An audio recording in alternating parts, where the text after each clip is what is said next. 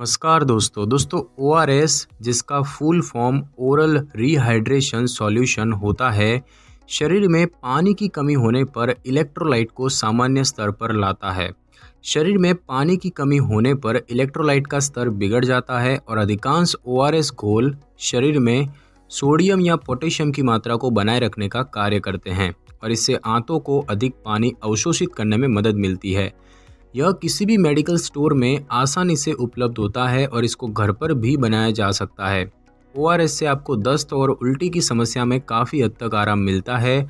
शिशुओं और बच्चों के लिए डॉक्टर विशेष रूप से ओआरएस के उपयोग की सलाह देते हैं और ओआरएस के महत्व और उपयोगिता के चलते आपको इस वीडियो में ओआरएस के बारे में विस्तार से बताएंगे और साथ ही आपको ओआरएस क्या होता है, इसके लाभ क्या है, इसे बनाने की विधि और तरीका और इसके साइड इफ़ेक्ट और ओआरएस लेने में बरती जाने वाली सावधानियां, इन सब के बारे में आपको विस्तार से बताएंगे।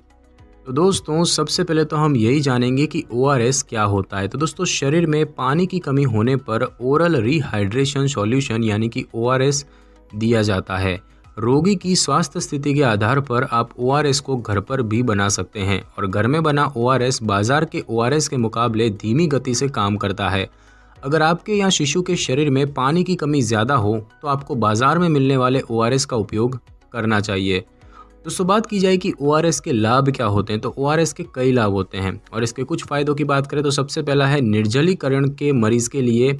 इसके फ़ायदों की बात करें तो नमक, चीनी और पानी से ओआरएस को तैयार किया जाता है और कई लोगों के शरीर में ज़्यादा पसीना निकलने के कारण ग्लूकोज और नमक की कमी हो जाती है और इन लोगों के शरीर में ग्लूकोज और नमक की दोबारा पूर्ति करने के लिए ओआरएस का उपयोग किया जाता है। स्टडी से ये साबित हुआ है कि बीमारी के कारण रक्त के खनिजों या इलेक्ट्रोलाइट्स की कमी को दूर करने के लिए भी ओआरएस घोल को लिया जा सकता है। कई लोगों का ये मानना है कि पानी पीने से शरीर में होने वाली पानी की कमी को पूरा किया जा सकता है, लेकिन इसको पूरी तरह से सही नहीं कहा जा सकता है क्योंकि पानी में सभी तरह के मिनरल्स मौजूद नहीं होते हैं। साथ ही साथ ये दस्त के इलाज में भी सहायक है। जिन घरों में शिशु और बच्चे होते हैं उन घरों में ओआरएस हमेशा मौजूद होना चाहिए। दरअसल शिशु और बच्चों में दस्त होने की संभावनाएं काफ़ी अधिक होती है और आप निश्चित मात्रा में ओआरएस पाउडर को लें और इसको पानी में घोल लें। इसके बाद दस्त के मरीज को थोड़े थोड़े समय के अंतराल में ओआरएस के घोल को पिलाते रहें। दस्त में ओआरएस को प्राथमिक और महत्वपूर्ण दवाओं में से एक माना जाता है।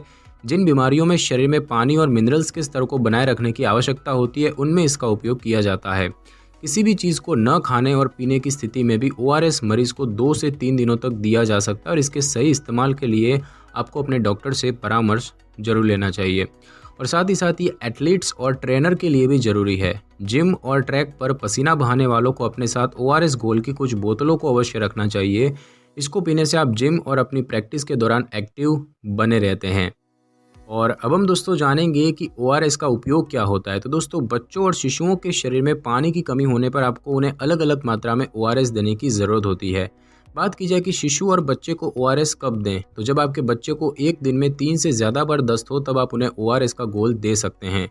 शिशु और बच्चे के लिए ओआरएस कहाँ से लेना है, तो ओआरएस आपको किसी भी मेडिकल स्टोर से आसानी से उपलब्ध हो जाता है और आप इसे आसानी से घर पर भी बना सकते हैं। बात की जाए कि ओआरएस घोल को तैयार कैसे करें, तो बाजार से मिलने वाले ओआरएस घोल में उसको बनाने की विधि लिखी होती है और इसको तैयार करने के लिए आपको एक साफ जार में ओआरएस के पाउडर को डालना होता है और इसके बाद आप पैकेट में लिखे निर्देशों के अनुसार उसमें पानी मिला लें। ध्यान दें कि इस घोल में पानी की कम मात्रा दस्त की समस्या को गंभीर बना सकती है और इसको बनाने के लिए केवल साफ पानी का ही उपयोग करें। इस घोल में दूध, जूस या फिर सूप ना मिलाएं। साथ ही इस घोल में चीनी भी नहीं मिलानी चाहिए। इसके बाद आप इस मिश्रण को अच्छी तरह से मिला लें और इसको किसी कप में थोड़ा थोड़ा करके बच्चे या शिशु को पिलाएं। बच्चे को ओआरएस देने के लिए किसी बोतल का उपयोग ना करें। और बात की जाए कि शिशु और बच्चे को ओआरएस कितनी मात्रा में देना है, तो शरीर में पानी की कमी होने पर 2 साल से कम आयु के बच्चे को दस्त के बाद 1/4 से लेकर आधे कप तक ओआरएस दिया जा सकता है। 2 साल से अधिक आयु के बच्चे को दस्त के बाद आधा कप से लेकर 1 कप तक ओआरएस घोल देना चाहिए और वयस्कों को दस्त होने पर एक दिन में 3 लीटर तक ओआरएस घोल पीने के लिए दिया जा सकता है। बात की जाए कि किस स्थिति में बच्चे को आपको डॉक्टर के पास ले जाना है, तो शिशु या बच्चे के शरीर में पानी की कमी होने पर ओआरएस पिलाने के बावजूद भी आपको कुछ तरह के लक्षण अगर दिखाई देते हैं तो आपको तुरंत डॉक्टर के पास जाना है, जैसे कि बच्चे के सिर का कुछ भाग मुलायम होना, शिशु या बच्चे का मुंह सूखना, शिशु या बच्चे की सांसें तेज होना, रोने पर बच्चे या शिशु की आंखों से आंसू न आना, शिशु या बच्चे को गहरे पीले रंग के दस्त होना, बच्चे या शिशु को सर्दी जुकाम होना और उसके हाथ पैर में धब्बे होना, या फिर बच्चा सामान्य से ज़्यादा सुस्त दिखाई दे।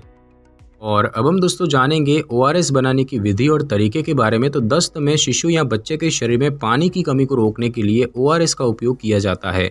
इसको आप अपने घर में मौजूद चीज़ों से भी तैयार कर सकते हैं। शिशु या बच्चे को पतले दस्त होने पर ORS देना बेहद उपयोगी होता है। इसमें मुख्यतः 3 चीज़ों को शामिल किया जाना चाहिए, जैसे कि सोडियम, पोटेशियम और स्टार्च और चीनी, जिनसे शरीर को ग्लूकोज और शक्ति मिलती है। तो इन 3 खनिजों को शामिल किया जाना चाहिए।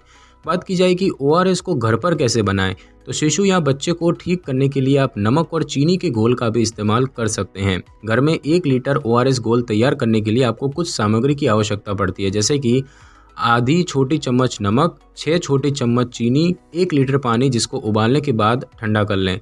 इसके बाद आप नमक, चीनी और पानी को मिलाकर तब तक मिक्स करें जब तक मिश्रण में नमक और चीनी पूरी तरह से ना घुल जाए।